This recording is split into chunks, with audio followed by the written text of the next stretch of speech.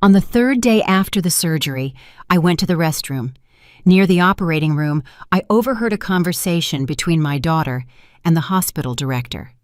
The words sliced through the slightly ajar door like knives. She already signed the estate documents. Tomorrow morning, administer the injection so she doesn't wake up, and the 25% is yours. I froze in the hallway, clutching the IV pole for support. I couldn't believe what I was hearing. My own daughter, Virginia Hayes, the child I had raised alone after her father abandoned us, was negotiating my death as casually as someone buying produce at the market. But then, I heard something that made everything 1,000 times worse. The voice of Dr. Elias Thorne responded with chilling calm. "It's not the first time we've done this, Virginia. Nobody suspects anything when a 67-year-old patient doesn't wake up after surgery. We'll say there were complications." I felt the world crumble. It wasn't just my daughter's betrayal. It was a criminal scheme, a business of death they had executed before. Now, let me explain how I ended up in that hallway, right at the moment I discovered that my own flesh and blood wanted to erase me from the world. It all started 3 weeks earlier, when Virginia showed up at my house with that smile she always wore when she needed something.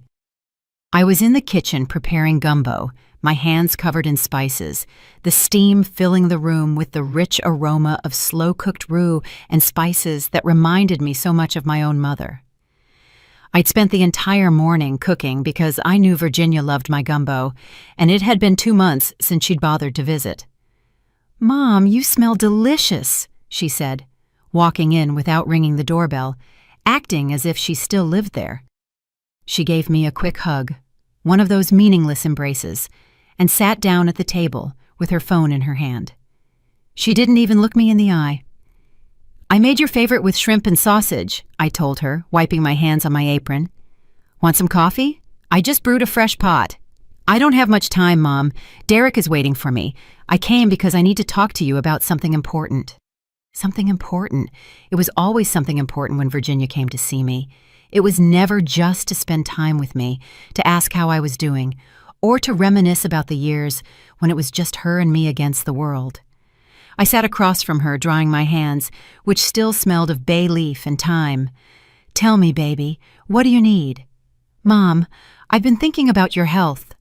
Her voice sounded concerned, but her eyes remained glued to her phone screen. "You've been complaining about stomach pains for months. You need to get your gallbladder removed. I already spoke with Dr. Thorne, the director of St. Jude Regional Hospital. He's one of the best surgeons in the state, and he owes me a favor. Can you do it next week?" Next week. Everything was already decided without consulting me. "I don't know, Virginia. Surgery at my age is risky. Besides, it doesn't hurt that bad. I can manage it with my diet." "Mom, don't be stubborn. If you don't do it now, it could get worse. It could turn into something serious. Do you want me to lose my mother because of your stubbornness?" That sentence hurt more than any gallbladder pain because it sounded like she cared, like she genuinely worried about losing me. A mother always wants to believe her children love her, even when every sign says otherwise.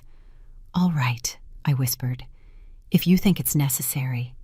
Virginia smiled, but it wasn't a smile of relief. It was a smile of victory. "Perfect. Oh, and Mom, one more thing. To be admitted to the hospital, they need some paperwork. You know, medical authorizations, insurance information, that kind of stuff. Dr. Thorne gave me these papers for you to sign." She pulled a thick folder from her purse and placed it on the table, right on top of the gumbo stains. There were many pages, small print, medical terms I didn't understand. "Shouldn't you explain what I'm signing, baby?" "They're standard hospital forms, Mom. Authorizations for the surgery, consent forms. Nothing important. Trust me." Trust me. Those 3 words a mother should never question. I signed every page where Virginia pointed her finger, without reading, without asking. I signed because I believed my daughter was looking out for me. I signed because I thought it was the right thing to do. Without knowing it, I signed my own death warrant. A week later, I was at St. Jude Regional Hospital in a private room on the 3rd floor. Virginia had insisted I needed privacy to recover properly. The room had beige walls, a window overlooking a gray parking lot, and that disinfectant smell that gets into your lungs and never leaves. Dr. Thorne came to see me the night before the surgery. He was a tall man in his 50s with perfectly combed silver hair and a smile that showed impossibly white teeth. He wore an immaculate white coat and a watch that probably cost more than my house. "Mrs. Vance, it's a pleasure to take care of you. Virginia has told me so much about you. Don't worry, the surgery is straightforward. You'll be home in less than a week." Home. How ironic that he would use that word when they had already planned that I would never return. The surgery was a Tuesday morning. I remember the ceiling of the operating room, the bright lights that looked like artificial suns, the oxygen mask covering my face, the voice of a nurse telling me to count backward from 10. I got to 7 before everything went black. I woke up with a dull ache in my abdomen and a mouth dry as paper. Virginia was sitting next to my bed, but she wasn't looking at me. She was typing messages on her phone, her perfectly painted coral nails tapping the screen urgently. "How do you feel, Mom?" she asked without looking up. "Sore. I'm so thirsty." "I'll tell the nurse to bring you water. You need to rest. Dr. Thorne says everything went perfectly." Perfectly. That word also sounded strange coming from her. The next 2 days were a haze of pain, morphine, and brief visits from Virginia that lasted exactly 15 minutes. Derek came once, stood in the doorway, asked how I was with the same enthusiasm one asks for the time, and left. None of my other relatives showed up. Virginia had told them I needed absolute rest, that visitors were prohibited. On the 3rd day, I felt a little better. The pain had lessened, and I could get up with help. I needed to go to the bathroom, but the nurse wasn't responding to the call light. I decided to go alone, dragging the IV pole. The hallway was strangely empty for mid-morning. I walked slowly. Each step was a small triumph. I passed other rooms. I heard the murmur of televisions, coughs from other patients, the soft cry of someone who had probably just received bad news. And then, as I passed close to a secluded office near the operating room, I heard Virginia's voice. I stopped. Something in her tone made me stand still, breathe slowly, and strain my ears. She already signed the estate documents. My heart began to pound. What documents? What estate? "Tomorrow morning, administer the injection so she doesn't wake up, and the 25% is yours." The world stopped spinning. The hallway began to tilt. I clung to the IV pole so hard that my knuckles turned white. "It's not the first time we've done this, Virginia. Nobody suspects anything when a 67-year-old patient doesn't wake up after surgery. We'll say there were complications." There it was, the confirmation that it wasn't paranoia. It wasn't my imagination. My daughter was planning to murder me, and the doctor I had trusted was her accomplice. My legs stopped responding. I stayed there in that empty hallway, feeling every word that came out of that office bury me a little deeper. I wanted to run, scream, break down that door and confront them, but my body was paralyzed by fear and betrayal. "Are you sure she signed everything?" Dr. Thorne asked. His voice sounded as casual as if he were discussing the lunch menu. "Completely sure. She signed the transfer of the estate, the power of attorney, everything. My lawyer already has the documents recorded. As soon as she passes, the property automatically transfers to my name." $800,000, Doctor. It's a huge estate outside Atlanta with the original house included. $200,000. That was the value of my life to my own daughter. The estate my mother had left me, where Virginia had grown up, where we had planted trees together, where I had taught her to ride a bicycle, all reduced to a number in a bank account. "Derek already has interested buyers," Virginia continued. "People from New York City who want to convert it into a boutique hotel. They want to pay in cash, quick and clean." "Perfect," Thorne replied. "Then tomorrow at 6 in the morning. That's when the nursing shift change happens, fewer witnesses. I'll apply potassium chloride directly to the IV drip. It will cause an immediate cardiac arrest. It will look completely natural. I've used this method 4 times before. It never fails." 4 times before. There were others, other children, other families, other seniors murdered in this hospital, while everyone believed it was God's will or the complications of age. The director's voice sounded authoritative. "There won't be an autopsy. I'll sign the death certificate. I'll put post-operative complications. Age-related heart failure. It's what I always put. The authorities never question my word. I've been the director of this hospital for 15 years. Esmeralda was 67 and just came out of surgery. It all makes sense." I felt nauseous, not from the surgery, but from the ease with which they spoke of killing me, as if I were a formality, an obstacle between them and the money. "My brother doesn't suspect anything, right?" Virginia asked. Then I remembered I had a brother, Edward, who lived in Texas. He didn't even know I was hospitalized. "No one suspects a thing. Besides, you're the only legal heir. According to the documents she signed, your brother won't be able to claim anything." I heard the sound of a chair moving. They were getting up. They were about to come out. I panicked. If they saw me there, they would know I had heard everything. Maybe they would move the plan up. Maybe that injection would arrive tonight instead of tomorrow. I spun the IV pole desperately and began walking back toward my room as fast as my operated body would allow. Every step was agony. The surgical wound burned. I felt the stitches were going to burst, but I couldn't stop. I reached my room just as I heard the office door open. I slipped into bed, closed my eyes, and tried to control my breathing, which was coming out ragged and loud. My heart was pounding so hard I was sure they could hear it from the hallway. I heard Virginia's heels approaching. She entered my room. I lay completely still, pretending to be asleep, praying she wouldn't notice the cold sweat covering my forehead, the tremor of my hands beneath the sheets. "Still sleeping," Virginia murmured. I felt her presence near my bed.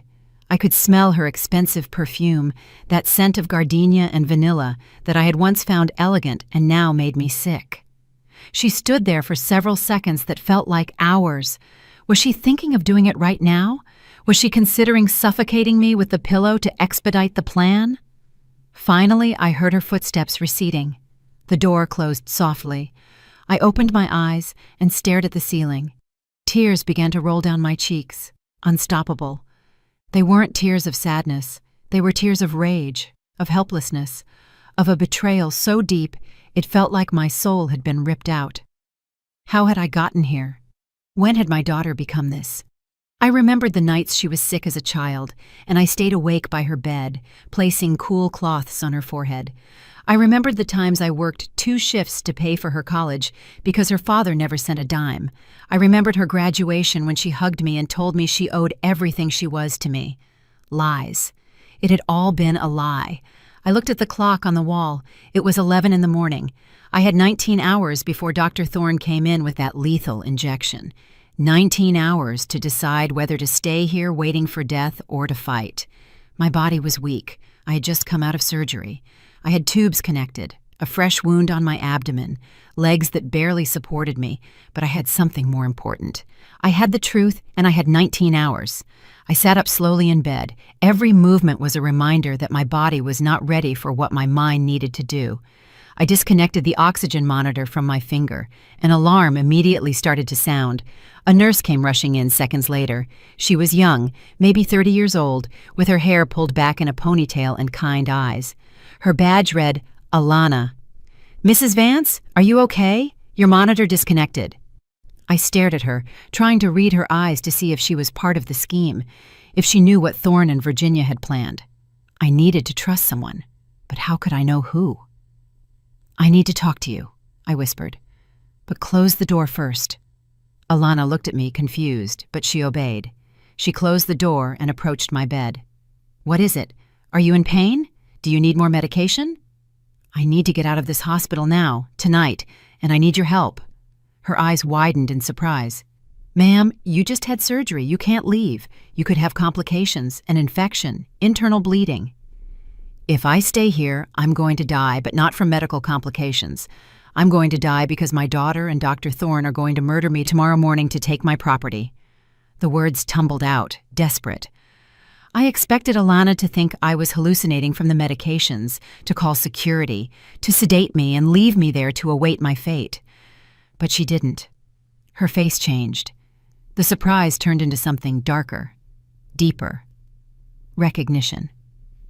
"Tell me everything," she said in a low voice, glancing toward the door as if she feared someone might be listening.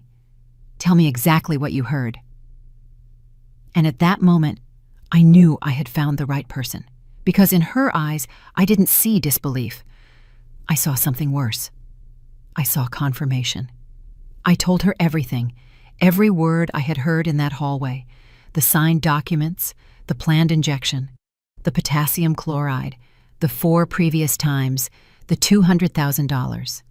When I finished, Alana sat in the chair beside my bed. Her hands were shaking. "My mother died in this hospital 2 years ago," she said, her voice broken. "She was 71. She came in for a simple hip surgery. Everything went well, according to Dr. Thorne, but 3 days later, she had a cardiac arrest. He said it was complications, that it was normal at her age. He signed the death certificate that same night. There was no autopsy. My sister and I never understood what happened because Mom was fine. She was recovering perfectly." She wiped tears with the back of her hand. 2 weeks later, my sister sold Mom's house, a huge house downtown. It was worth about $1 million. I never saw a dime. My sister said Mom had signed documents leaving everything to her before she died. The silence between us was heavy, charged with shared pain and rage. "Help me get out of here," I begged her. "Help me, and I'll help you find out what really happened to your mother." Alana nodded. "My shift ends at 10 tonight. There's less staff then. I'll bring you regular clothes and disconnect your IV. You'll have to walk to the staff parking lot. Do you think you can make it?" "I'll walk even if I have to crawl." The next few hours were the longest of my life. Every minute dragged by as if time itself knew I was in danger. Virginia returned at 3 in the afternoon with Derek. They entered my room with faces of such false concern that it made me want to vomit. "Mom, how do you feel?" Virginia leaned in to kiss my forehead. Her breath smelled of expensive coffee and lies. I had to use all my willpower not to pull away, not to scream in her face that I knew everything. "Tired," I murmured, keeping my eyes half closed. "It hurts a lot." "Dr. Thorne says that's normal. You'll feel better tomorrow." Derek smiled from the doorway, with his hands in his pockets, looking at his watch as always. Tomorrow. Right. Tomorrow, I wouldn't feel anything, because I would be dead. "Do you need anything, Mom?" "Want me to stay with you tonight?" Virginia asked, but she was already checking her phone again. She didn't expect me to say yes. She never expected me to say yes. "No, baby. Go rest. I'll be fine." "All right. We'll be back early tomorrow." She got up quickly, clearly relieved to be able to leave. Derek was already in the hallway. "I love you, Mom." Those words that once filled my heart now sounded hollow, rotten, like beautiful fruit on the outside but decomposed within. They left. I heard their steps receding down the hall, their voices whispering something I couldn't distinguish, and then silence. I closed my eyes, and the tears returned. I couldn't control them. I cried for the daughter I thought I had, and who never existed. I cried for all the years I spent working to give her everything. I cried for the foolish woman who had signed those documents without reading because she trusted her own flesh and blood blindly. But after the crying came the rage. And rage is much more useful than sadness. At 7 that evening, they brought dinner, watery soup that tasted like cardboard and green gelatin that looked like melted plastic. I didn't touch any of it. I needed to stay alert. I needed to conserve my strength for what was coming. Alana came in at 8 to check my vital signs. There was another nurse with her, an older woman who watched everything with suspicion.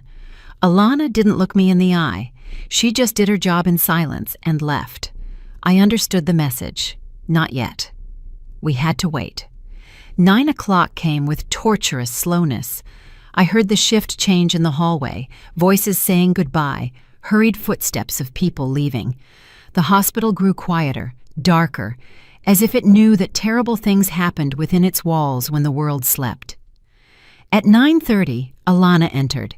She was alone this time, carrying a canvas bag. She locked the door from the inside. "We have 20 minutes," she whispered. "After that, the supervisor does rounds, and if he doesn't find you here, all the alarms will sound." She pulled a pair of gray sweatpants, a long-sleeved white shirt, and some old sneakers from the bag. "They're mine. They'll be too big for you, but it's the best I could get without raising suspicion." She helped me sit up. The pain in my abdomen was intense, like someone was twisting a knife inside me. I took a deep breath, stifled a moan, and let Alana remove my hospital gown. Seeing my body was a shock.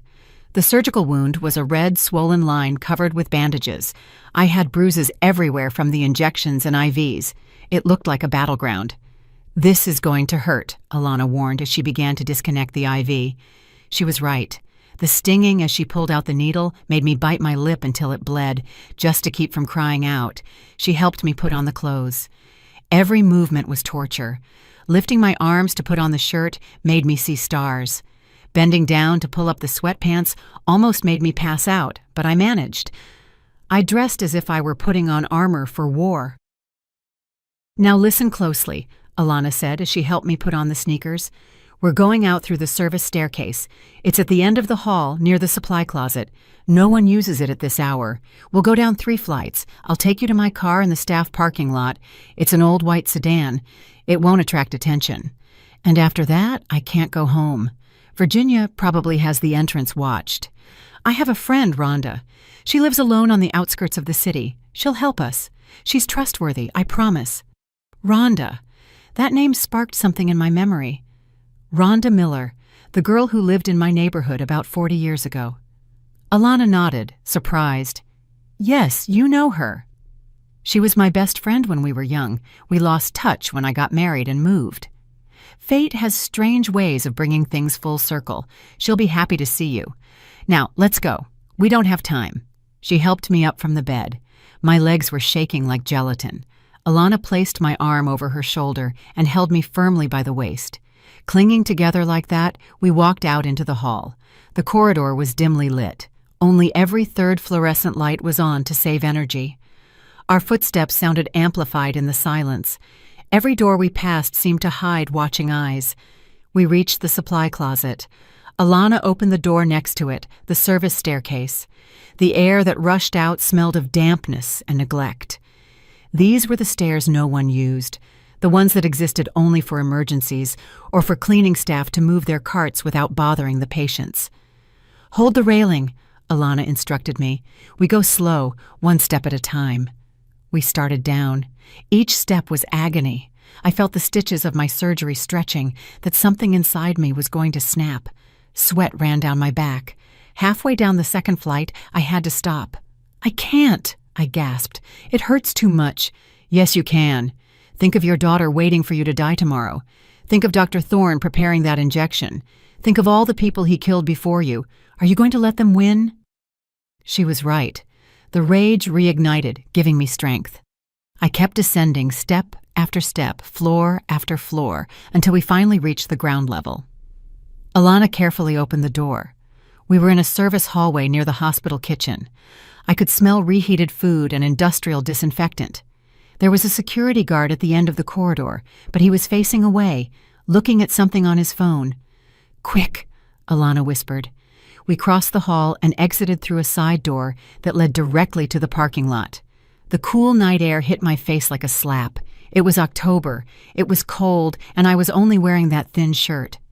But that air meant freedom. It meant I was still alive. The parking lot was poorly lit. Shadows from trees moved in the wind, creating menacing shapes. Alana guided me between the cars until we reached a small white one with a dented rear bumper. "Get in quickly," she said, opening the passenger door. I collapsed into the seat. The pain was unbearable. Now I felt something wet on my abdomen. I looked down and saw a red stain spreading on the gray sweatpants. "I'm bleeding," I said in a trembling voice. Alana saw the stain and turned pale. "Damn it, some stitches opened. Hang on, we're going to Rhonda's. She'll know what to do." She started the car, and we left the parking lot. I looked in the side mirror and saw St. Jude Regional Hospital receding, that white building I had entered trusting they would cure me, and which was actually my planned grave. We drove in silence through empty streets. It was almost 10 at night, and the city looked like a ghost town. The streetlights flashed by, creating hypnotic patterns. I pressed my abdomen, trying to stop the bleeding, feeling my shirt soak with warm blood. "How much longer?" I asked weakly. 20 minutes. "Hold on, Esmeralda. We're almost there." 20 minutes. 20 minutes in which I could bleed out. 20 minutes in which the hospital would discover my absence. 20 minutes in which Virginia would receive the call saying her mother had escaped. I closed my eyes and tried not to think about the pain. I tried not to think about the blood. Instead, I thought about all the years I had lived being invisible, being the perfect mother, the sacrificial woman, the one who always gave and never asked for anything in return. I had spent 67 years pleasing others, putting their needs before mine, believing that was the definition of love. But love doesn't kill you. Love doesn't negotiate your death for money. Love doesn't sign your sentence with a fake smile. I opened my eyes with a new determination. I was not going to bleed to death in this car.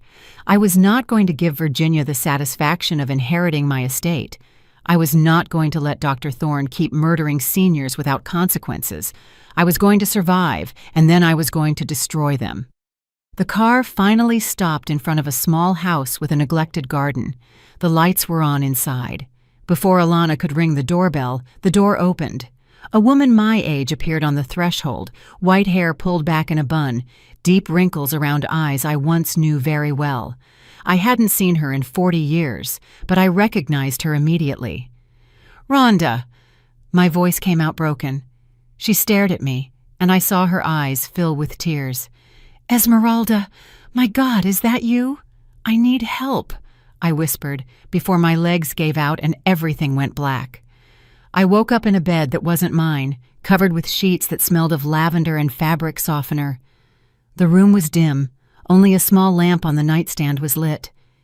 It took me a few seconds to remember where I was and why every inch of my body screamed in pain. "You're awake." Rhonda's voice came from a chair in the corner. She approached the bed with a steaming mug in her hands. "You slept for 6 hours. You passed out right at my door. You almost scared me to death." I tried to sit up, but the pain prevented it. Rhonda helped me sit, arranging pillows behind my back. Slowly, Alana patched up the wound as best she could. Some stitches opened, but we managed to stop the bleeding. It's not perfect, but it'll keep you alive. "Where is Alana?" "She had to go back to the hospital before they noticed her absence, but she'll be back tomorrow after her shift." Rhonda offered me the mug. "Drink this chamomile tea with honey. It will help with the pain." I took the cup with trembling hands. The warm liquid went down my throat like a hug from the inside. "Thank you, Rhonda. You don't know how much it means that you helped me without asking questions." "Oh, I asked plenty of questions. Alana told me everything while we were patching you up." She sat on the edge of the bed. Her face showed a mixture of anger and sadness. "Your own daughter, Esmeralda. Your own flesh and blood planning to kill you. I can't believe it." I couldn't either until I heard her words with my own ears. I took another sip of tea, feeling the warmth restore a bit of my humanity. "Do you remember when we were young and you told me my biggest flaw was trusting people too much?" Rhonda smiled sadly. "I remember, and I remember when you met that man, Virginia's father. I warned you he wasn't any good, that he only wanted your money, your estate." "You were right. He left when Virginia was 5. He took everything he could carry and never came back. I stopped talking to you after that because I was too ashamed to admit you'd been right." "We were so foolish," Rhonda sighed. "We lost 40 years of friendship over pride. We're not going to lose one day more." I extended my hand and she took it. Her fingers were wrinkled like mine, marked by time and work, but her grip was strong. "Rhonda, I need your help, not just to hide. I need to stop Virginia and Dr. Thorne. I need to make sure they don't do this to anyone else." "I know. That's why I called my son as soon as Alana left." "Your son?" "Felix is a lawyer. He specializes in elder abuse cases. He's won multi-million-dollar lawsuits against hospitals, against corrupt families, against all kinds of vultures who prey on the elderly." Pride shone in her eyes. I told him your situation. He's flying in tomorrow morning. I felt a spark of hope for the first time since I had overheard that conversation. Do you really think he can help me? Esmeralda, my son has been waiting his whole career for a case like yours. A corrupt doctor, murdering patients, a parricidal daughter, falsified documents. This isn't just your revenge. This is justice for all the people Thorne killed before you. The room door opened, and a man in his 40s entered, tall, wearing glasses, and carrying a laptop under his arm. I heard voices. Mrs. Vance, I'm Felix Miller. My mother told me your situation, and I took the first flight from New York City. We need to talk. He hadn't waited until morning. He had come in the middle of the night because he understood the urgency. He sat in the chair Rhonda had occupied and opened his laptop. First of all, are you well enough to talk? I need you to tell me everything from the beginning, every detail, every document you signed, every word you heard, everything. For the next hour, I told him my story. Felix didn't interrupt. He just took notes on his computer with swift fingers. When I mentioned the 4 previous cases Thorne had confessed to, his eyes lit up with what looked like professional hunger. That's crucial, he said. If we can prove this is a pattern, that there are more victims, the case becomes federal. It's no longer just attempted murder, it's serial murder with economic motivation. Thorne could face life in prison. But how do we prove something like that? I just overheard a conversation. I don't have recordings. I don't have physical evidence. Felix smiled. That's where my work comes in. First, we're going to recover all the documents you signed. I need to see exactly what that paperwork says. I'd bet anything it included a property transfer disguised as medical forms. But Virginia has all those documents. Not all of them. Hospitals keep copies of everything patients sign. It's the law. First thing tomorrow morning, I'm going to show up at St. Jude Regional Hospital as your legal representative and demand complete access to your medical file. They can't refuse. And if they notify Thorne, let them. In fact, I want them to notify him. I want him to know you have legal representation now. That will scare him. And scared people make mistakes. Felix closed his laptop. But there's something more important we need to do first. We need to report your disappearance from the hospital. What? No, if we do that, Virginia will know I'm alive. Exactly, and that's what we want. He leaned forward, his eyes gleaming with strategy. Think about it, Mrs. Vance. Right now, Thorne and your daughter believe you are in that hospital, asleep, waiting for the injection tomorrow morning. But if they discover you vanished, they will panic. Panic will make them act impulsively. Maybe they'll try to run. Maybe they'll start fighting among themselves. Panic leaves evidence. Rhonda nodded. Felix is right. Plus, if they don't report your disappearance, it's suspicious. A hospital loses a recently operated patient and says nothing. That makes them complicit. All right, I accepted, though the idea of Virginia knowing I was alive terrified me. What do we do? I'll call the hospital in an hour. When dawn breaks, I'll say I'm your lawyer and that my client disappeared from her room. I'll demand they review the security cameras, call the police, and initiate a search protocol, all by the book. Felix stood up. In the meantime, you need to rest. Tomorrow will be a long day. After he left, Rhonda helped me lie down again. Are you afraid? She asked as she turned off the light. I'm terrified, I admitted. But I'm also furious, and the fury is stronger than the fear. That's my Esmeralda. The brave girl I knew so long ago is still in there. I was left alone in the dark, listening to the nocturnal sounds of an unfamiliar house. Every creak made me jump. Every shadow seemed like Virginia coming to finish the job. But also, for the first time in days, I felt something akin to hope. I didn't sleep much that night. The physical pain was constant, but the emotional pain was worse. I kept reviewing every moment of Virginia's life, looking for signs I should have seen. When had she become a monster? Or had she always been like that, and I had been too blinded by maternal love to notice? I remembered when she was 12 and her pet hamster died. She cried for days. Or so I thought. Now I wondered if those tears had been real or just another performance. I remembered her wedding to Derek. I had paid for everything because they said they didn't have money. $50,000 for a 6-hour event. They didn't even include me in the important family photos. I remembered every forgotten birthday, every unreturned call, every broken promise. The signs were always there. I just didn't want to see them. At 6 a.m, I heard movement in the house. Rhonda brewing coffee, Felix talking softly on the phone. I got up with difficulty, every muscle protesting. I looked at myself in the small mirror and barely recognized the woman staring back. Pale, with deep circles under my eyes, hair disheveled. But my eyes held something new. Determination, contained rage, a thirst for justice. I dressed in clothes Rhonda had left for me, a long brown skirt and a cream long-sleeved shirt. They were a bit big, but at least they were clean and not blood-stained like the ones from last night. When I left the room, Felix was in the living room with his phone to his ear. He motioned for me to wait. Yes, I understand.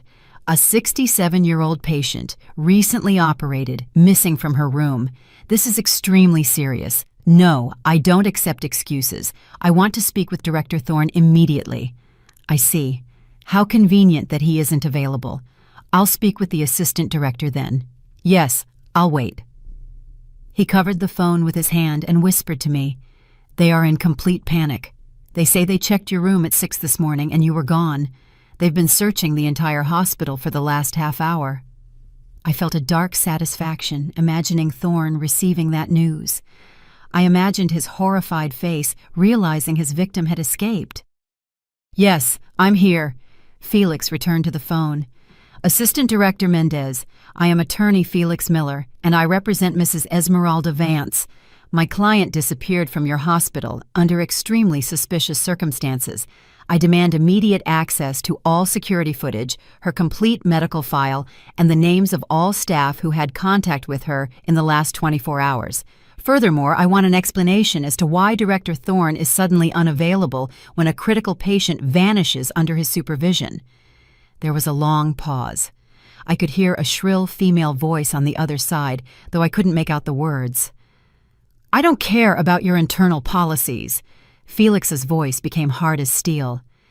"You have 2 hours to gather everything I asked for, or I will file a lawsuit, not just for medical negligence, but for possible involvement in an attempt to commit murder.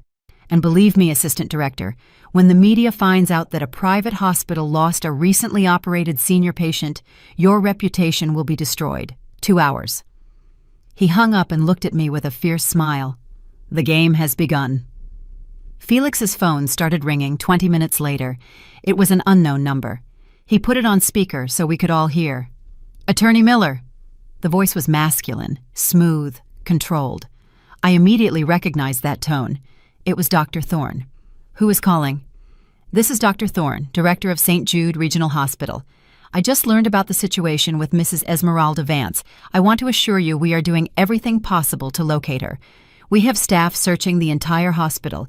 We have reviewed the security cameras." "And what did you find on those cameras?"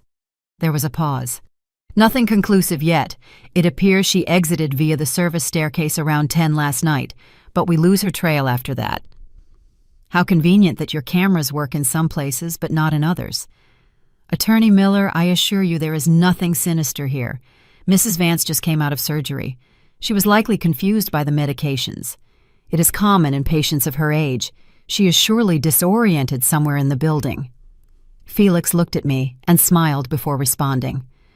"Dr. Thorne, I have news for you. My client is not lost. She is with me. She is perfectly oriented and has many things to say about the conversations she overheard at your hospital." The silence on the other end was deafening. I could imagine Thorne's face paling, his mind racing to calculate how much I knew, how much I had told. "I don't understand what you are referring to." His voice was tense now, the artificial smoothness gone. "I think you do understand. But don't worry. Everything will be clear soon, especially when I present the recordings my client made of certain compromising conversations." There were no recordings. It was a complete bluff, but it worked. "Wait, attorney. Perhaps we can resolve this civilly. If Mrs. Vance has any complaints about her treatment, we can discuss it. I am sure there has been a misunderstanding." "A misunderstanding?" Felix repeated with sarcasm. "That's an interesting way to refer to a plan to commit murder for money. That is a very serious, unfounded accusation. I could sue you for defamation." "Try it. In the meantime, I have an appointment with the federal prosecutor in 2 hours to file a formal complaint. I will be handing over all the information about your little business arrangement with my client's daughter and about the other 4 cases you mentioned in your conversation." Another silence. This one was longer, heavier. When Thorne spoke again, his voice had completely changed. He was no longer pretending. Now he sounded dangerous. "Attorney, you are making a very big mistake. You are interfering in matters you don't understand. There are powerful people involved in this, people who don't like when others meddle in their business." "Are you threatening me, doctor?" "I am advising you to be prudent for your own good and for your clients." "Thank you for the advice. It will be useful when I play it back for the judge. This call is being recorded, by the way." The sound of the call abruptly cutting off echoed in the living room. Rhonda had her hands over her mouth, her eyes huge. "My God, he just openly threatened you." "I know, and it's perfect." Felix put away his phone. Desperate people make mistakes. Thorne just confirmed he has something to hide. An innocent man doesn't threaten. An innocent man defends himself with facts. My own phone, which had been turned off since I escaped the hospital, began to vibrate on the table where Rhonda had left it charging. Felix motioned for me not to touch it. "Let it ring. Let's see who's calling." It was Virginia. She called 5 times in a row. Then text messages started coming in, which Felix read aloud. "Mom, where are you? I'm so worried. The hospital says you disappeared. Please answer. Mom, if you're upset about something, we can talk it out. Just tell me where you are. This isn't funny. You're sick. You need medical care. Derek and I are looking all over for you. Please, Mom." And finally, "If you don't answer, I'm going to call the police and report you as a missing person." "Respond to her," Felix instructed. "But only this. I am fine. I have a lawyer. Do not look for me." With trembling hands, I typed exactly those words and sent them. Virginia's response arrived in seconds. "A lawyer? Why do you need a lawyer?" "Mom, you're scaring me. What did they tell you? Who put ideas in your head?" I didn't reply. Felix instructed me to turn off the phone again. "Perfect. Now she knows you are conscious and protected. That will force her hand. She'll probably call Thorne. They will argue. Maybe they'll fight. And when people fight, they say things they shouldn't." "And what do we do now?" I asked. "Now we go to the police, but not the local station. We go directly to the federal prosecutor's office. I have contacts there. People who take crimes against the elderly seriously." He stood up and began putting his laptop away. "Mrs. Vance, I need you to be ready. They're going to ask you many questions. They'll want every detail. You're going to have to relive that entire conversation you overheard." "I'm ready." "I also need you to understand something important. Once we file this complaint, there is no going back. Your daughter is going to be arrested. She will face criminal charges. Her life as she knows it will end. Are you absolutely sure you want to do this?" I thought of baby Virginia, of little Virginia, of all the moments I had believed we were truly mother and daughter. I thought of the pain of betraying your own blood. But then I thought of Virginia, standing in that office, negotiating my death with the coldness of someone buying an appliance. I thought of the other 4 victims Thorne had mentioned. I thought of all the mothers, fathers, and grandparents who had died in that hospital believing it was God's will when in reality it was murder for money. I am completely sure. She stopped being my daughter when she decided to kill me. Now she is just a criminal who needs to pay for what she did. Felix nodded in approval. "Then let's go. Rhonda, you can stay here in case anyone comes looking for Esmeralda." "Of course. I have a baseball bat under my bed, and I'm not afraid to use it." We left the house through the back door toward where Felix had parked his rented car. It was a gray sedan, discreet, perfect for not drawing attention. He helped me get in. Every movement was still painful, but the anger gave me strength I didn't know I had. As we drove toward the city, I looked out the window at the streets I had known all my life. My neighborhood, the bakery where I bought sweet rolls on Sundays, the park where Virginia played as a child. Everything looked the same, but nothing would ever be the same again. "What are you thinking about?" Felix asked.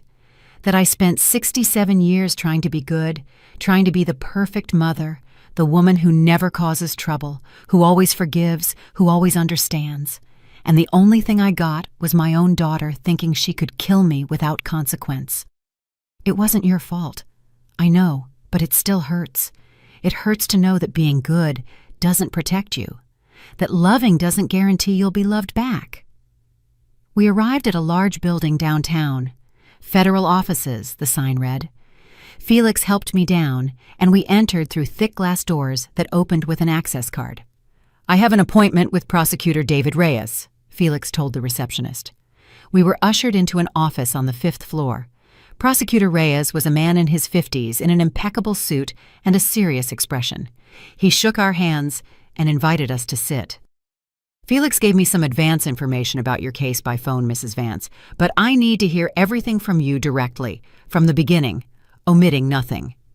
And so, for the third time in 24 hours, I told my story, but this time it was different. This time it wasn't just a venting, it was an official statement. It was the beginning of the end for Virginia and Thorne. Prosecutor Reyes listened to my complete story without interruption. He took notes in a yellow pad, his expression growing more severe with every detail I revealed. When I finished, he leaned back in his chair and exhaled deeply. "Mrs. Vance, what you are describing is much more serious than I imagined. We are not talking about just an attempted murder. We are talking about a criminal organization operating within a private hospital." He got up and began pacing his office. If Dr. Thorne truly confessed to having done this 4 times before, we need to identify those victims. We need to exhume bodies, review death certificates, investigate suspicious property transfers. "How long will all that take?" Felix asked.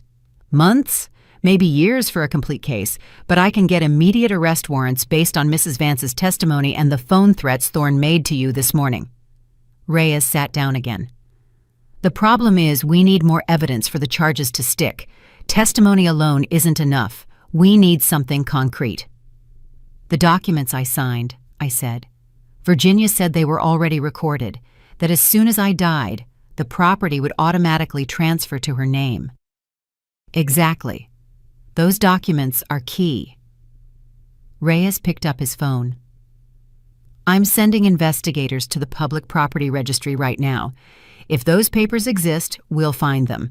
I will also get a warrant to review all bank accounts for Virginia, Derek, and Dr. Thorne.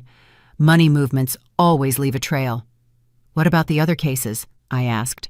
"The other 4 people Thorne mentioned. Their families deserve to know the truth." "You are right. I will request access to all death records at St. Jude Regional Hospital for the past 5 years. We will look for patterns. Elderly patients, simple surgeries, unexpected deaths, immediate property transfers after death.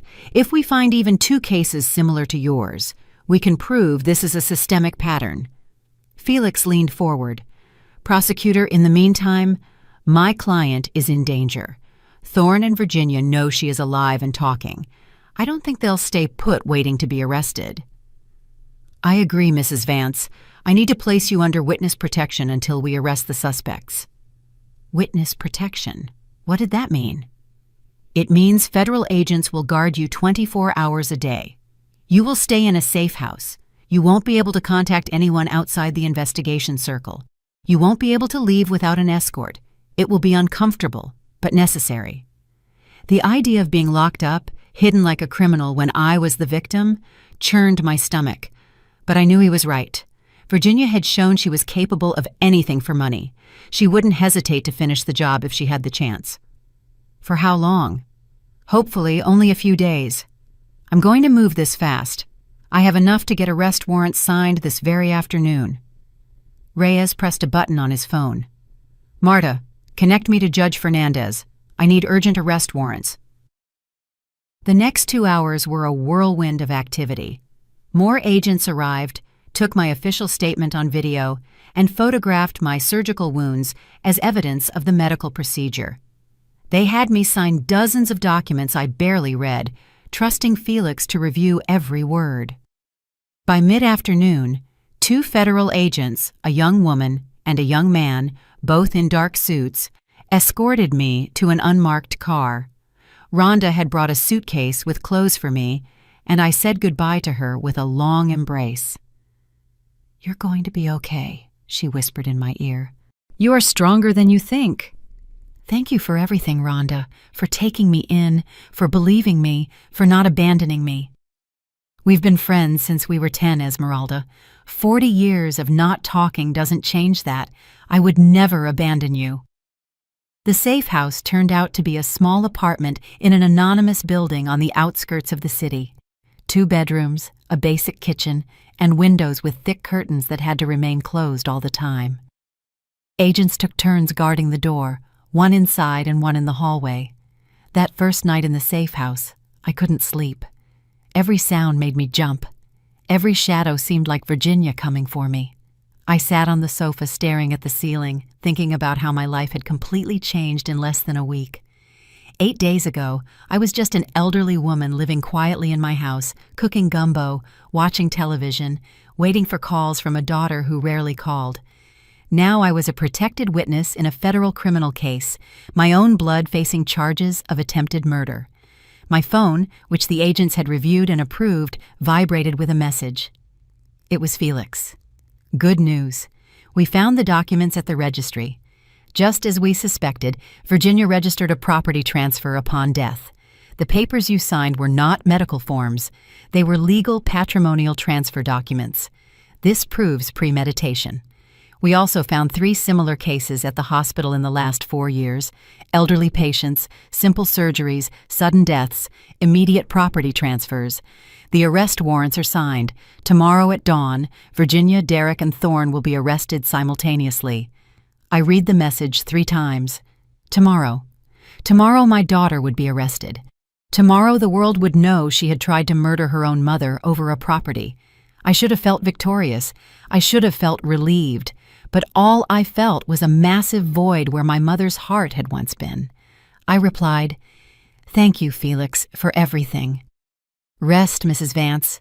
Your justice begins tomorrow." But I didn't rest. I stayed awake all night imagining the moment of the arrest. Would Virginia scream, cry, try to deny everything, or would she finally show her true face without masks? At 5 in the morning, one of the agents brought me coffee. "Prosecutor Reyes authorized you to watch the news if you wish. The arrests will begin in an hour. It will likely be on every channel." I turned on the television and waited. The morning news showed the weather, traffic, and unimportant stories. And then, at 6:30 in the morning, the screen switched to a special alert. Federal operation at private hospital. Director arrested for patient murders. My heart pounded faster. There was St. Jude Regional Hospital on the screen, surrounded by police cars with flashing lights, federal agents entering in formation, and then the image I had been waiting for and dreading at the same time. Dr. Thorne being led out of the hospital in handcuffs, his white coat now wrinkled and stained, his face of panic captured by dozens of cameras. He was no longer the elegant man with the perfect smile. He was a criminal being displayed to the world. Dr. Elias Thorne, director of St. Jude Regional Hospital, was arrested this morning accused of multiple murders of elderly patients for economic gain. According to prosecutor sources, he operated a criminal network that included relatives of the victims. The image then changed to another scene. A house in a neighborhood I recognized, Virginia's house, agents knocking on the door, Derek opening it in his pajamas, confused, and then Virginia appearing behind him, and her face when she saw the handcuffs. That face will be etched in my memory forever. It wasn't fear, it wasn't surprise, it was pure rage. Rage that her plan had failed, rage that she had been discovered. She yelled something the cameras didn't clearly catch, but I knew what she was saying. She was cursing. She was blaming me. Even in her moment of defeat, I was the villain of her story. I watched the arrests repeated on every news channel. Each station had a different angle, but the story was the same. A respectable hospital turned into the scene of murders for money, a daughter who tried to kill her mother, a doctor who betrayed his Hippocratic oath.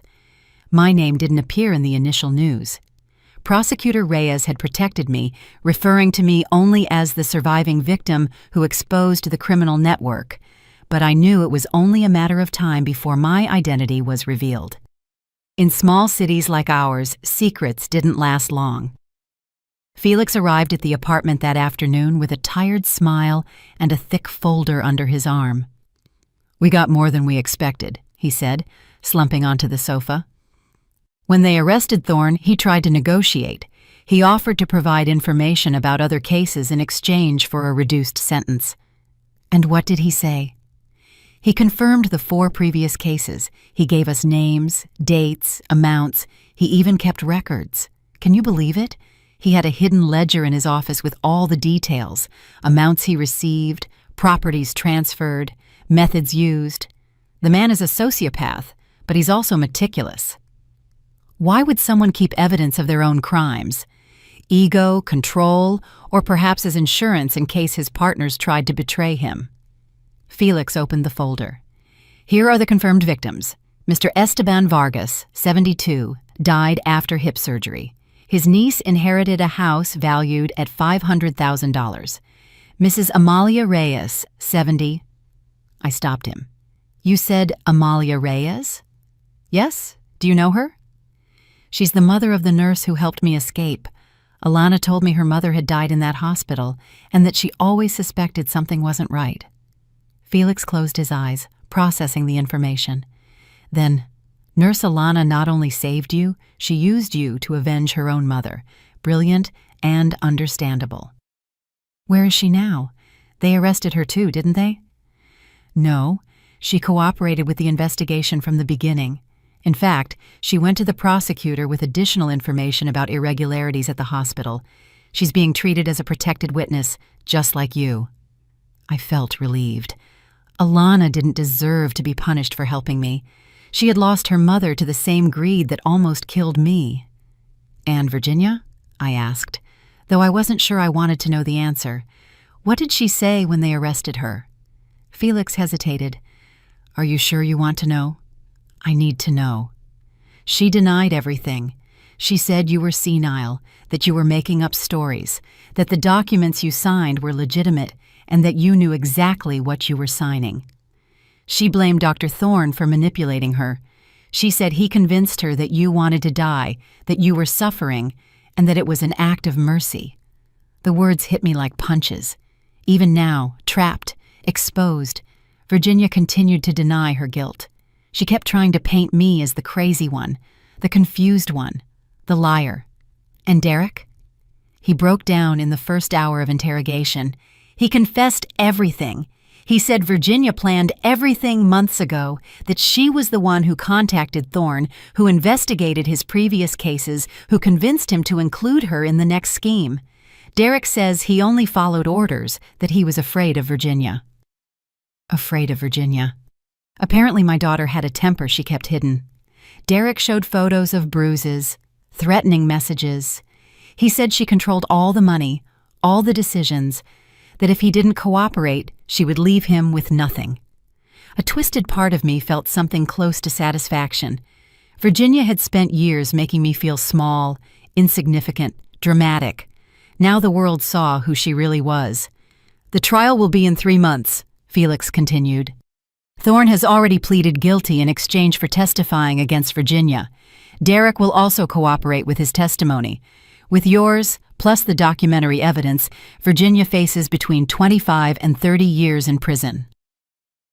30 years. My daughter would spend the rest of her useful life in a cell. I should have felt victorious. Instead, I only felt tired.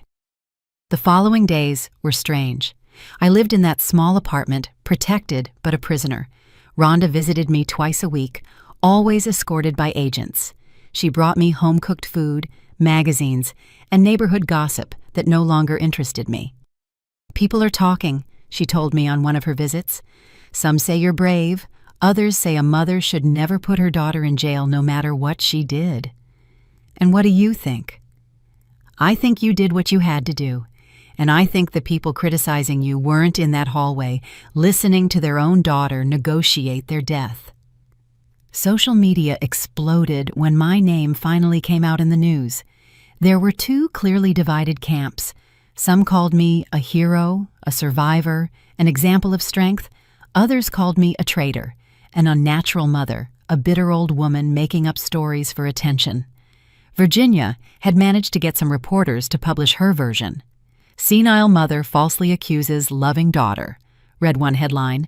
"Family misunderstanding ends in legal tragedy," read another. Felix warned me not to read the comments, but I couldn't help it. I needed to know what people were saying, how they saw me. Mothers always exaggerate. Surely the daughter just wanted to help. Old people forget things. She probably signed everything voluntarily and now doesn't remember. How sad that a family is destroyed over money. They should forgive each other and move on. Every ignorant comment infuriated me more. Forgive, move on, as if planning a murder was a disagreement over where to spend Thanksgiving. But there were also other messages. Hundreds, thousands of women sharing their own stories. Daughters who had stolen from their mothers, sons who had abandoned their parents in horrible nursing homes, families destroyed by inheritance, by greed, by lack of genuine love. "Thank you for being brave," one woman wrote. "My sister tried something similar with my father. I didn't have the courage to report her. He died believing his daughter loved him. You saved lives," wrote another. "If you hadn't spoken up, Thorne would still be killing seniors without consequence." Those messages gave me strength. They reminded me why I had agreed to testify despite the pain, despite the public shame, despite knowing I would lose my daughter forever. I hadn't really lost her. I never had her. The Virginia I loved, the one that existed in my memories and hopes, was never real. She was an illusion I had created because I needed to believe my sacrifice had been worthwhile. A month after the arrests, Felix came with unexpected news. "The families of the other victims want to meet you, specifically Nurse Alana and her siblings. Would you feel comfortable meeting with them?" The meeting was organized in the prosecutor's offices. It was a neutral, secure space with enough privacy to share grief without spectators. Alana arrived with two other people, a man in his 40s who introduced himself as her younger brother, and an older woman who turned out to be her aunt. Everyone's eyes were red from crying. "Mrs. Vance," Alana hugged me tightly. "Thank you. Thank you for having the courage I didn't have. You saved my life, Alana. I should be thanking you. When my mother died, I knew something was wrong. I felt it in my bones, but I had no proof. I had no way to prove it. My sister had manipulated everything perfectly." Her tears flowed freely. "I spent 2 years hating myself for not doing anything, and then you arrived, and I heard your story, and I knew God was giving me a second chance." Her brother spoke. "So, our older sister, the one who inherited everything, fled the country when the arrests were announced. She's somewhere in Europe spending Mom's house money, but at least now we know the truth. We know Mom didn't die of natural causes. She was murdered, and even though we can't bring her back, we can honor her memory by making sure Thorne pays." The 3 months until the trial passed in a strange haze of legal preparations and therapy.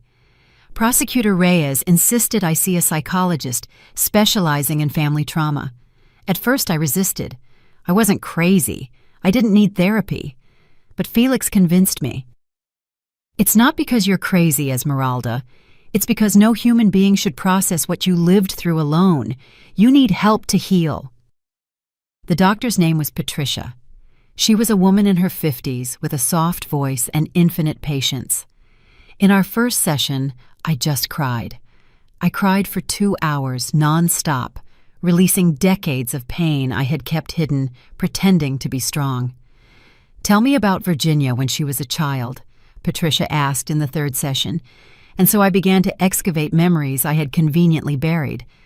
I remembered things I had forgotten, like when Virginia was 8 and drowned the neighbor's cat because it meowed too much. I had excused it as a childhood accident.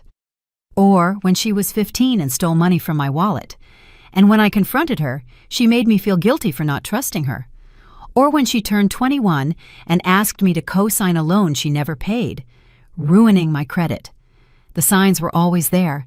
I just didn't want to see them because accepting it meant admitting I had failed as a mother. "You didn't fail," Patricia told me firmly. "Virginia was born with something broken inside. Some people simply lack empathy. You can be the best mother in the world and still raise someone incapable of genuine love. It's not your fault." Those words freed me from a guilt I had unknowingly carried. It wasn't my fault. I had done the best I could with what I had. The rest was Virginia's responsibility. Meanwhile, the case grew. Prosecutor Reyes discovered 2 additional victims, bringing the total to 7 seniors murdered in 5 years. Every family had the same story: simple surgery, unexpected death, rapid property transfer, Dr. Thorne signing the certificate without autopsies. The hospital faced multi-million-dollar lawsuits. Several staff members were fired for negligence. The board of directors resigned en masse. St. Jude Regional Hospital, which had been a respected institution for 30 years, was now synonymous with corruption and death. 2 weeks before the trial, I received a letter.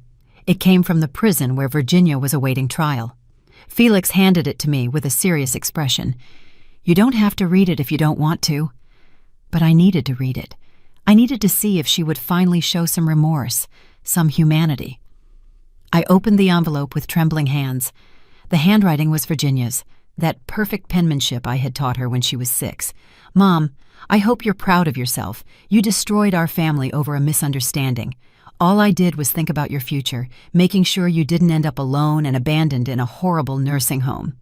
But you, in your senile paranoia, misinterpreted my intentions, hired expensive lawyers, publicly humiliated me, took everything from me.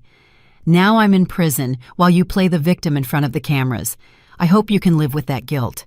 I hope that when you are truly dying alone because you no longer have family, you remember this moment and regret it.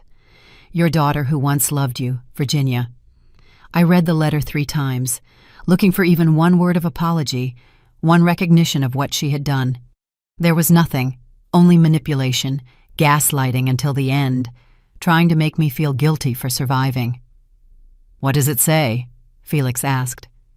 "It says she's still the same person who negotiated my death. It says she hasn't learned anything."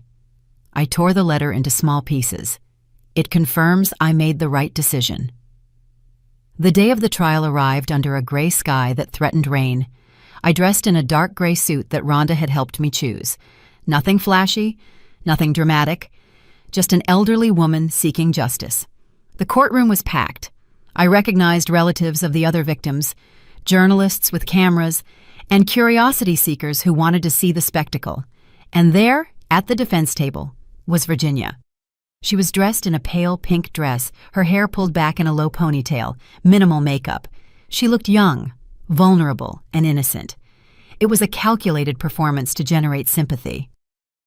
Our eyes met for a second.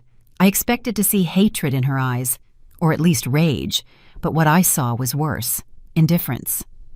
She looked at me as one looks at a stranger on the street, as if I were irrelevant. The judge entered, and we all stood. He was an older man in his 70s with a severe expression. He sat down, and the process began. Prosecutor Reyes presented the case with surgical precision.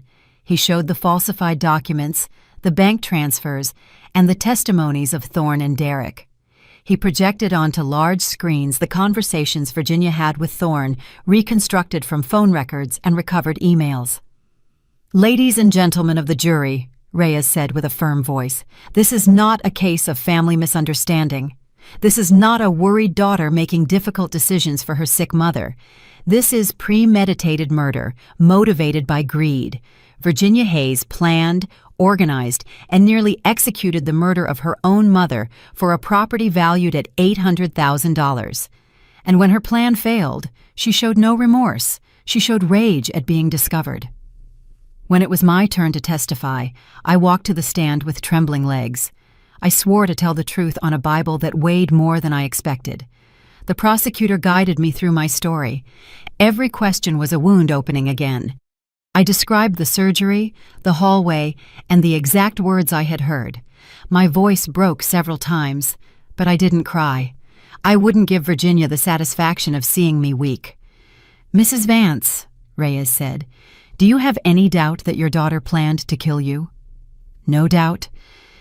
"And how do you feel about it?" The question took me by surprise. I looked at Virginia, who watched me expressionless. "I feel betrayed. I feel furious. But most of all, I feel free. Free from the illusion that I once had a daughter who loved me. The truth hurts, but the lie hurts more." Virginia's lawyer, a young man in an expensive suit, tried to discredit me during cross-examination. He suggested my post-operative medications had caused hallucinations. He suggested my age made me unreliable. He suggested I had misinterpreted an innocent conversation. "Mrs. Vance, isn't it true that you voluntarily signed the transfer documents?" "I signed what my daughter told me were medical forms. She lied to me." "Or perhaps you didn't read carefully, and now you seek to blame someone else." "I read with the trust of a mother who believes in her daughter. That was my only mistake." "Isn't it possible that the conversation you claim to have overheard was about something completely different? That your mind, affected by the trauma of the surgery, created a narrative that didn't exist?" I leaned toward the microphone. "Young man, I heard my daughter offer $200,000 to Dr. Thorne to inject me with potassium chloride while I slept. I heard the doctor confirm he had done it 4 times before. I was not hallucinating. I was not confused. I was lucid and terrified. And your client knows exactly what she said because Dr. Thorne has already confirmed everything under oath." The lawyer had no response to that. The trial lasted 2 weeks. Testimonies, evidence, arguments. The families of the other victims also testified, each story more heartbreaking than the last. Finally, the jury retired to deliberate. We were told it could take days. It took 4 hours. When they returned, their faces said it all. On the charge of attempted murder in the first degree, how does the jury find the defendant? Guilty. On the charge of conspiracy to commit murder, how does the jury find the defendant? Guilty. Guilty on all counts. 30 years in prison without the possibility of parole for 25 years. Virginia didn't react. She remained seated, staring ahead as if this were happening to someone else. Even in her defeat, she showed no real emotion. But I did react. I cried. Not from sadness, but from relief. Justice. Finally. Justice. 6 months after the trial, I was finally able to return to my house. The estate Virginia had tried to steal was now completely mine again, with legal documents no one could question. But when I crossed the threshold, I didn't feel the relief I expected. The house was full of ghosts, of memories of a life that no longer existed. Rhonda helped me clean, to remove Virginia's things that were still in her old room. Photos, clothes, school trophies.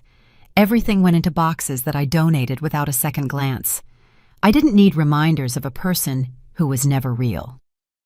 "What are you going to do now?" Rhonda asked me as we drank coffee in the kitchen, which had once been filled with the aroma of gumbo. "Live," I simply replied. "For the first time in 67 years, I'm going to live for myself." And so I did. I sold part of the estate, the most remote part that only accumulated weeds and bitter memories. With that money, I did 3 things I had never allowed myself to do. First, I created a legal fund for elderly victims of family abuse. Together with the families of Thorne's other victims, we established a foundation that offered free legal representation to seniors being manipulated or robbed by their own children. We named it the Esmeralda Legacy Foundation, and in the first 6 months we helped 27 people reclaim their property and dignity. Second, I fulfilled the dream I had had since childhood, but always postponed due to responsibilities. Travel. I bought a plane ticket to Europe and spent 3 months touring Spain, France, and Italy. I walked ancient streets, ate food I couldn't pronounce. I sat in cafes watching life go by for the first time. No one needed anything from me. I was gloriously free. In Rome, I met a group of women my age, all traveling alone for different reasons. Divorces, widowhood, ungrateful children. We became instant friends, sharing stories and wine on terraces overlooking the Colosseum. One of them, a Spanish woman named Mercedes, told me something I will never forget. We spend the first half of our lives being what others expect. The second half is for being who we truly are. She was right. I had spent 67 years being the good mother, the obedient wife, the woman who never caused trouble. The later years would be different. Third, when I returned home, I transformed part of the estate into a shelter for older women escaping situations of abuse. Not a nursing home, but a temporary home where they could recover, receive legal counsel, and plan their next steps. I hired Alana, the nurse who had saved me, as the medical coordinator. "This is what Mom would have wanted," Alana told me the day we opened the shelter, that her death would have meaning, that it would save others. The shelter was called Renaissance House, and the demand was immediate. There were so many trapped women, so many stories like mine. They arrived scared, broken, convinced they deserved the mistreatment. They left strong, informed, ready to reclaim their lives. One afternoon, a year after the trial, I received a letter. I didn't recognize the handwriting, but the sender said Federal Women's Prison. For a moment, I thought it was from Virginia, but the name was different, Derek Hayes. I hesitated to open it, but curiosity won. "Mrs. Vance, I know I have no right to ask anything of you after what I did. I accepted my 15-year sentence, and every day I carry the guilt of being an accomplice. But I need you to know something. Virginia manipulated me as much as she manipulated you. I was her puppet. I lived terrified of contradicting her. That doesn't excuse me, but it is the truth. I testified against her, not out of revenge, but because I finally had the courage to tell the truth. I will never expect your forgiveness, but I wanted you to know that what you did, turning us all in, saved more lives than you can imagine. There are 3 people in this prison who are also here for planning to kill their elderly parents. Your case opened an investigation that caught them. You are a hero, even if you don't feel like one. With respect, Derek." I folded the letter and put it away. I didn't forgive Derek, but I understood that he, too, had been a victim in his own way. Virginia had that talent, turning everyone around her into accomplices or victims. The media remained interested in my story. I declined most interviews, but I accepted one with a program about female survivors. The interviewer asked me something no one else had dared to. "Do you ever miss her? Do you miss your daughter?" I thought long and hard before answering. I miss the daughter I thought I had. I miss the illusion. But the real person, Virginia, I don't miss her because that person never loved me. And you can't miss what you never had. Has she written? Have you spoken since the trial? She wrote me once, blaming me for everything. I never responded. I have nothing to say to her. She made her choices, I made mine. We are nothing to each other anymore. If you could tell other women in similar situations anything, what would it be? That blood doesn't mean loyalty. That being a mother doesn't mean accepting abuse. That it's okay to walk away from toxic people, even if they are family. That surviving is not selfish. It's necessary. And that life after betrayal can be beautiful if you have the courage to rebuild it. 2 years later, on my 70th birthday, I hosted a party on the estate. Not a small, quiet celebration like the ones I had before. I invited all the women who had passed through Renaissance House, the families of Thorne's victims, Felix and his family, and Rhonda and her children. There were over 100 people in my garden eating, laughing, and celebrating life. Alana gave me a gift, a photo album of all the women we had helped. Each page had a photo and a message of gratitude. Tears streamed down my cheeks as I flipped through it. Thank you for teaching me I'm not crazy. Thank you for giving me courage. Thank you for proving we can start over. See, Alana said, your pain was not in vain. You saved all these lives. That night, after everyone had gone, I sat alone on the porch looking at the stars. I thought about the entire journey since that hospital hallway, where I heard the words that changed my life, from the terror of that night to the peace of this moment. It hadn't been easy. There were nights of crying, days of doubt, moments when I questioned whether it was worth destroying my own daughter. But then I remembered that she was already destroyed inside. I only exposed the truth, and the truth, though painful, had set me free.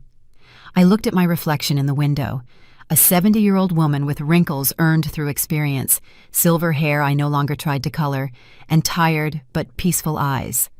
I was not the woman who had entered that hospital 2 years ago. That woman had died in that hallway. This woman was new, reborn, free. And this woman was finally ready to live every day she had left on her own terms, without guilt, without apologies, without fear, because I had survived the worst a mother can face. And if I survived that, I could survive anything. The rest of my life would be mine, and mine alone. And that, I discovered, was the best gift I had ever given myself. The story of how my daughter tried to kill me had become the story of how I finally learned to live. And if anything good came out of all that darkness, it was this. I inspired other women to reclaim their lives too, one by one. We were rewriting the rules. We were no longer the silent women who accepted everything to keep the peace. We were warriors, survivors, phoenixes rising from the ashes.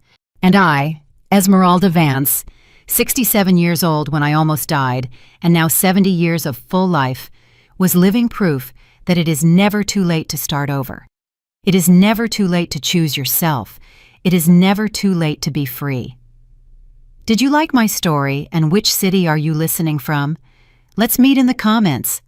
If you liked the story, you can support me by sending a super thanks so I can keep bringing more stories like this. Thank you so much for your sweet support. I'm looking forward to your comments on the story. On the screen, you can see 2 new life stories that I highly recommend. There's so much more on my channel.